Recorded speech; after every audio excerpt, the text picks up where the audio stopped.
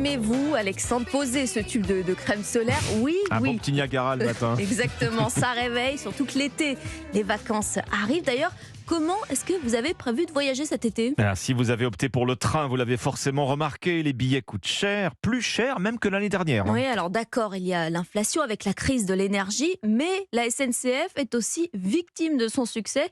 Vous allez comprendre avec Inès Zegloul qui est allée gare Montparnasse pour Europe 1.